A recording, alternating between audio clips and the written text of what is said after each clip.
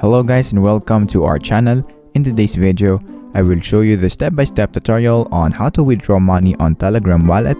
So by the end of this video, you will learn how to do them. So without further ado, let's get into it. So the first thing that we need to do is to open our Telegram app here, and then on the top right corner, search for @wallet. And then just click the first app or the first bot that will pop up on your screen. So click this one. And then after that, you click this and then just click start. After that, click hash and then menu.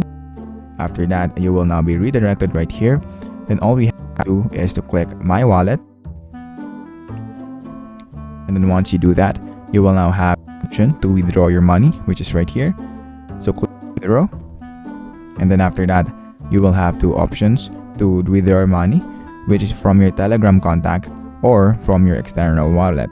So just click which one you prefer right here, and I can do that right now because as you can see, my wallet is empty. But if you do have, you can use this too right here. So that is basically it for this video. Thank you guys for watching TechRix tutorial. I hope you learned something, and please don't forget to like and subscribe. Have a great day everyone.